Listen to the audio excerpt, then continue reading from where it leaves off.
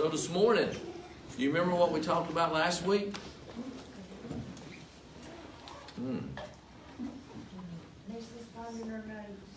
Submitting and resisting. Thank you, Larry. Good deal. Okay. We were in James 4, 1 through 8, right? And we talked about how worldly friendship displeases God. That was in verse 4. And then we also talked about how we need to correctly submit, okay? And then how we need to correctly resist if we're going to overcome the temptations and the things that Satan throws at us daily. And it's not easy, is it? And, I was thinking about that this week. If we're going to submit and resist, right, what else do we need to do to be able to succeed at it? It's one thing to say, oh yeah, just go home this week and submit to God and resist the devil and he will flee from you. I mean, it sounds good. And it will work. But you say, well, what do I have to do? If you're going to submit and resist, you're going to have to understand what it takes to overcome. And we got to realize that it's God's power, okay? It's God's power and not our own power that make us successful at submitting and resisting, okay? So this morning, if you would, that's what I want to talk about, how to succeed at submitting and resisting. Turn to Ephesians. Ephesians chapter 6 is where we're going to be at. And just a couple of verses there. Ephesians chapter 6, verse 10 through 12. If you would, follow along with me and we'll read those verses. So when you start looking at this, it's tough to succeed, like I said before, at submitting and resisting. As we look at this passage, it's easy for us to see, listen, that in giving the believers at Ephesus a battle plan, it was for Paul saying, look, if you're going to submit and resist, these are some of the things you're going to have to do. So let's jump into this. It's just 3 little points that I see here, and hopefully you'll get this out of it. How to succeed. First of all, you're going to have to be strong. If you're going to succeed, you're going to have to be strong. It says in verse 10, finally, be strong in the Lord and His mighty power. Not strong, listen, not strong in your power, not strong in your resistibility. You may say, well, I can resist pretty good. That's not going to work. Eventually that won't work. You're going to have to be strong in the Lord and in His mighty power. It's not your power. Remember that. It's not our power, because our power is pretty weak. When we put it to the fire, guess what happens? We usually break down, don't we?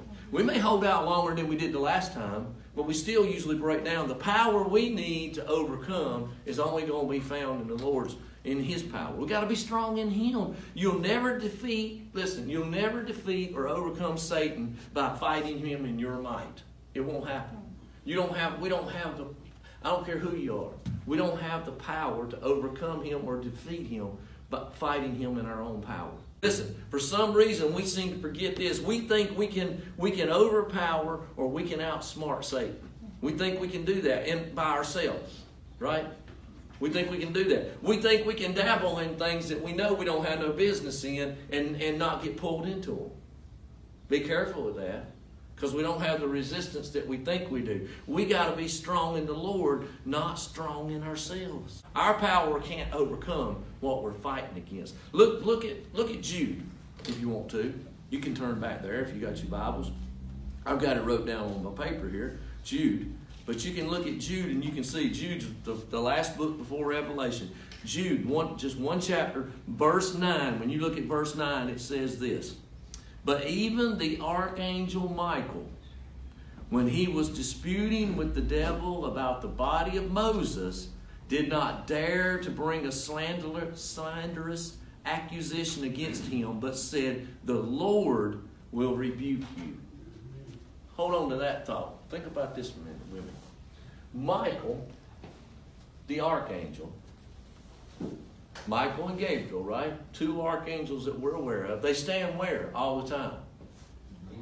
Each side of the throne of God. They are what? Messengers. They bring messages straight from God's throne to people, right? Even Michael, when he was disputing with the devil about the body of Moses, he didn't dare to dispute it himself. He said, I turn it over to the Lord. Listen, we fight battles daily that we don't have no business fighting. They battles that ain't even ours, okay? They're not our battles. This isn't your battle. This is God's battle. And if we get real smart, we'll stop and we'll say, this isn't for me to deal with, God. This is yours. So let's continue to look. Continue to look at this how to succeed at submitting and resisting. Secondly, we got to be dressed right. If you're not dressed right, you're surely not going to win. Okay? If you're not dressed, look at verse 11. Put on the full armor of God so that you can take your stand against the devil's schemes. We have to be covered, listen, with the complete armor of God. Daily. Thank you. He says, pick up your cross what? Daily. And follow me. We have to decide daily how we're going to... This plan has to work daily. You have to get up every day and say, today I'm not wrestling with you. Today it's going to be up to God. I'm going to let Him handle this. I'm not fighting this battle. We got to get up. We got to put on the full armor of God. We can't go into battle with Satan and leave off even one piece of it, because that's where exactly he's going to penetrate and go in at. That's exactly where he's going to attack us at. It's the place that we don't, if we don't have the helmet on, guess what? He's going to attack our what? Head. Our mind. Yeah. And when you get into mind, you got into a place that you can control everything. Verse 11b states, so you can stand against the schemes of the devil. And here's the idea. Stand. I don't have to attack. Okay? I don't have to put on a frontal attack. Paul said, stand.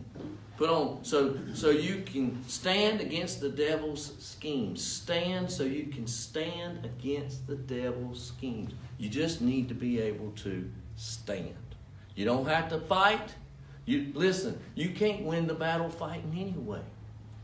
Just stand, and stand in the Lord. Stand in the Lord so you can overcome the schemes. When you stand, just gives the idea of, look, holding ground. We're not gaining ground and we're not losing ground. We're standing firm where we were at. Stand. That's all we got to do. Don't back up. Don't go forward. Stand for what Christ has told us to stand for. And the scheme thing, when you think about this scheme that he talks about, it's when somebody tries to pull the wool over your eye. Satan takes just enough of the truth and wraps it around the hook that he's going to catch you with. What did he do to Eve? He said, surely you won't die. Right? Surely you won't die. Remember? Just enough truth that you say, right. And you take the what? The bait. And then you caught. The hook's in. You're stuck. You're right back where you were when all we needed to do was stand back and say, like Michael said, I'm not getting into this. I'm not wrestling with you. I'm not wrestling with you. That's just not going to work that way. Do you realize Satan, he works in our lives the very same way with that hook thing when you think about it. He'll entice you with your desires, okay? And I don't know what your desires are. Everybody has different desires. But whatever it is you really want, that's what he's going to bring in front of you. You know? Let me use this to pull them in to where I want them at. Desires. He will hurt us with words and actions from other people. And then we get what? We just get put out and we get beat down and we just say, I don't even care anymore. I don't anymore. And he will fool us with his lies. And we're bad to be fooled by that and pick up on it and go with it. Paul was saying, be strong. Listen, be strong in the mighty power of the Lord. And listen, and be dressed in the full armor of God. Because if you don't, you're going to be overtaken. If you don't have all the armor on, you're not going to win the battle. It's ridiculous to think you could go in and come out winning when you didn't have everything you needed when you got there. And I think so many times Craig gets up with the right idea that he's going to let God fight the battles. But before the day's over with, I start taking control of them and trying to fight on myself. And then I wonder why they don't turn out the way, they should be. Have you been attacked this week? I mean, think about it. Maybe it's been work. Maybe it's been your finances. Maybe it's been your health. Maybe it's been friends. Maybe it's been, I don't know, whatever. Have you been attacked? Did you realize that as a believer that these attacks are going to come? And they're going to come more. But listen, the reason a lot of Christians don't get attacked is they're no threat to Satan. I don't mean that to hurt people's feelings, but if you ain't getting attacked, you probably ought to look at your walk. Because if your walk's where it needs to be, he's going to be attacking you because he wants to stop that walk. Mm-hmm. So just take that for what it's worth. If you're really not getting attacked, it's probably because he sees you as no threat anyway. When you really start walking close to God, that's when Satan really gets upset. He says, I got to do something. Because this person going to do what? They're going to rub off on some people. They're going to affect some people. And I can't have that happening.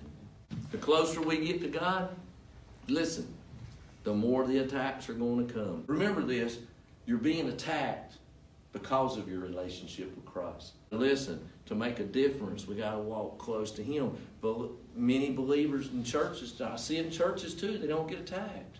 Because there's not enough God there to worry about. There's not enough to worry about. But when you start moving towards the Lord, you watch what happens in your life. You watch, the fire's going to get a little, as the closer you get to the fire, the hotter it gets, right? The closer you get up to it, the hotter it gets. And that's what happens to a lot of people. Listen to me. They get close to God, and the fire gets intense around them. So what do?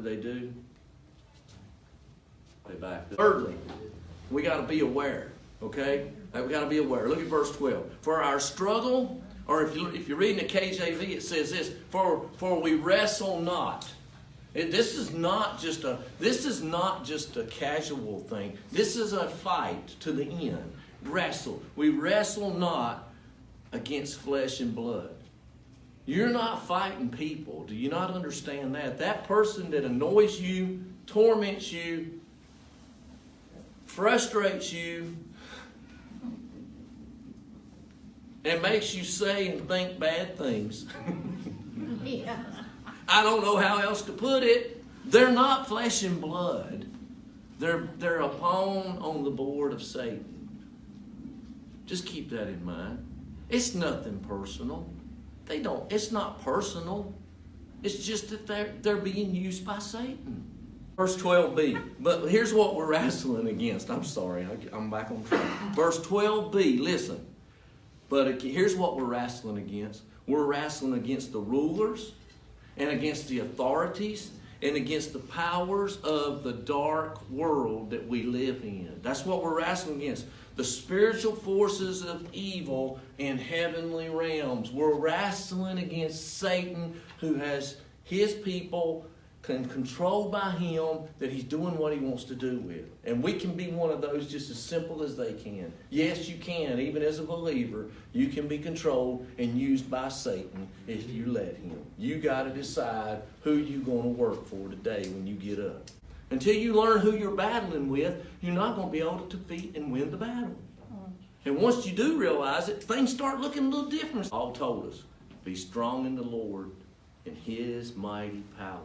Be dressed, listen, in the armor so you can stand. Are you going out and trying to fight your own battle every morning? Because if you are, listen, I can guarantee you before the day is over, you're going to be beaten down, tired, and defeated. You will. You're going to be tired, you're going to be wore out, you're going to be beaten down, and you're going to be defeated. Or you're going to let God go out and fight your battle. Submitting and resisting. How to succeed at it. Let's pray.